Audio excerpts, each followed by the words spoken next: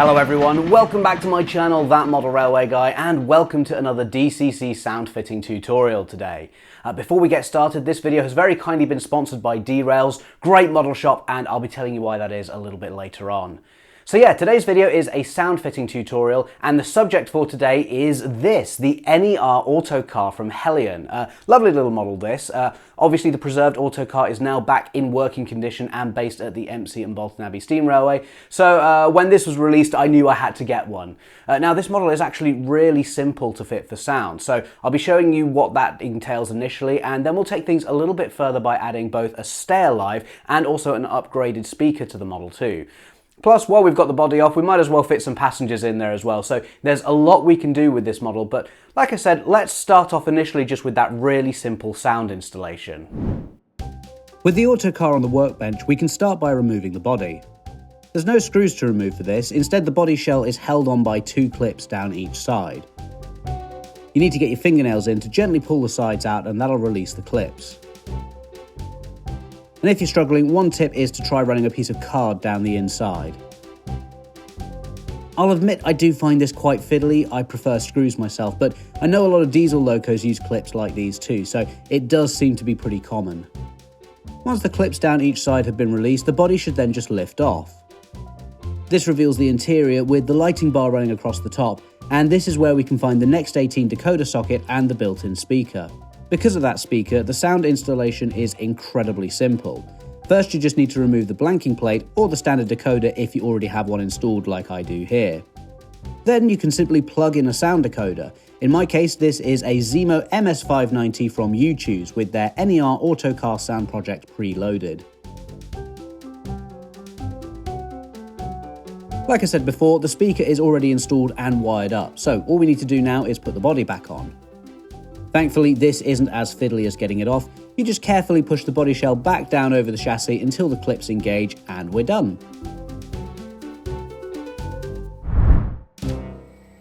Here's a couple of quick shots of the Autocar on my 00 gauge layout Pitley, and you can see it both looks and sounds great.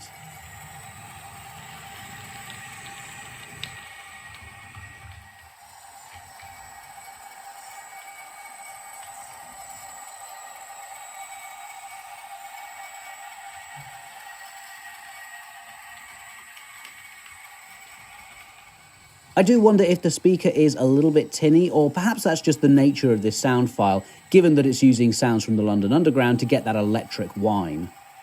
Certainly this is good enough if you want a nice simple installation, but with a bit more work there's a lot we can do. So let's head back over to the workbench to make some upgrades.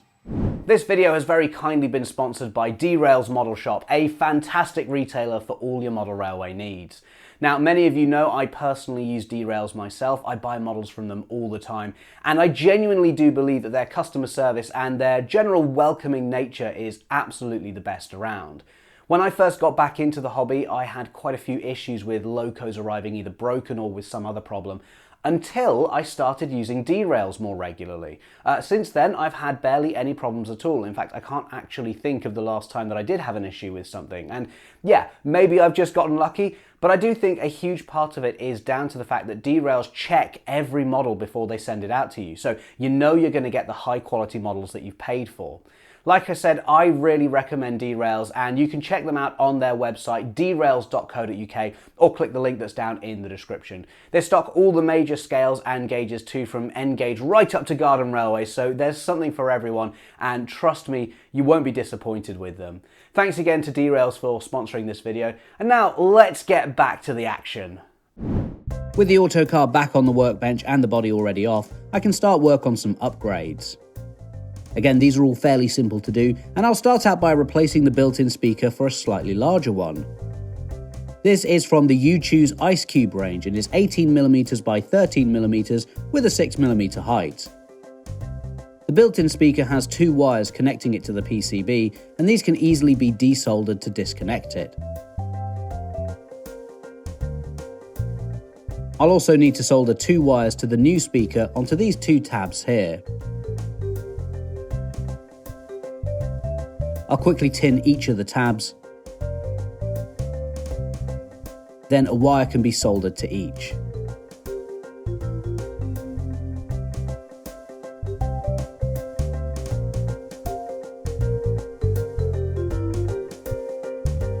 The other ends of these wires can then be soldered to the two pads on the PCB. And it doesn't matter which way round these wires go, so no need to worry about getting it wrong. I'll then just use a little bit of black tack to hold the new speaker in place. Next up is adding a stay alive. This is a bit more tricky as I'll need to solder this directly to the decoder. There are several tiny pads on the decoder and it's the ones right on the end where the stay alive needs to be connected. I'll use a lace stay alive for this, which is a bit overkill I'll admit, but I happen to have this one going spare. I'll use some black tack to hold the decoder steady while I do this soldering, and like with the speaker, I'll just quickly tin each of those two pads. The great thing though is that this has all the charging circuitry built into it, so I can just hook this straight up to the decoder. With the ends of the wires tinned, I can then solder them to the decoder, starting off with the blue wire which goes to the pad on the very end. The black wire is then soldered onto the pad next to this, and with everything pre-tinned, you only need a very quick touch of the iron to join these together. Here's a better look at the stay alive connected to the decoder, and you can see where those wires have been soldered on. The decoder can then be plugged back in just like before.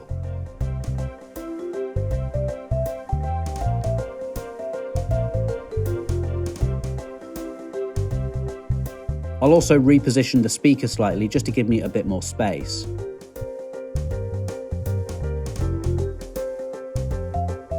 And using some more black tack, the stay alive can go in just beside this too.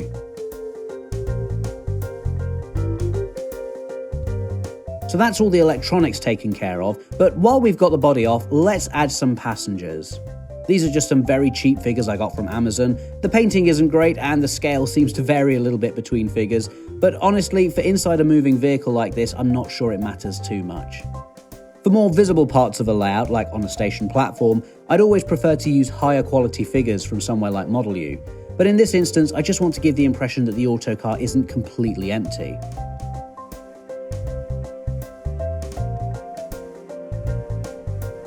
Rather than gluing these in place, I'm just using some tacky wax, which is enough to hold each figure down to the seats.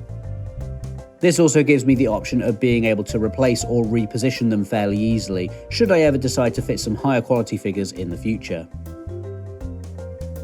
And I will say, a pair of tweezers is really handy for this job, especially when you're trying to get these in place under that lighting bar.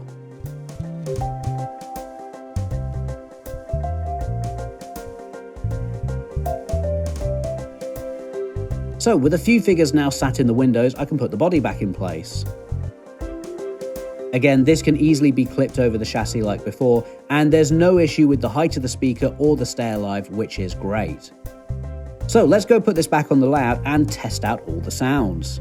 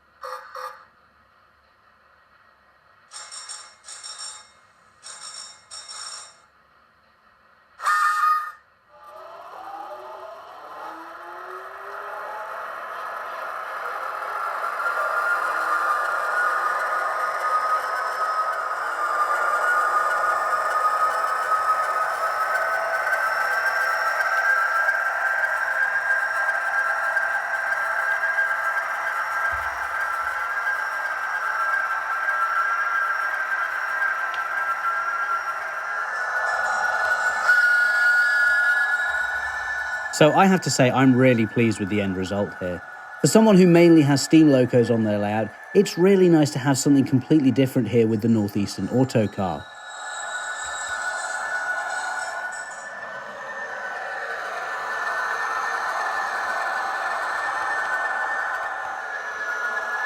And of course, with the lights on, we can now see the passengers inside too. I definitely think these cheap figures are all that are needed in this case. It's really just to create some silhouettes against the windows so that the autocar doesn't look completely empty. Overall though, this was a nice easy install to do. It's one of those ones where you can go as far as you like with it, and again the upgrades are fairly easy to carry out as well.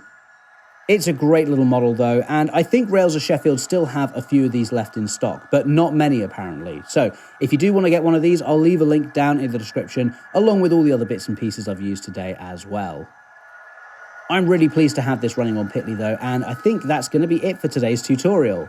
If you haven't already, please do subscribe to the channel because it really does help out, and of course it means you get to enjoy more videos like this in the future.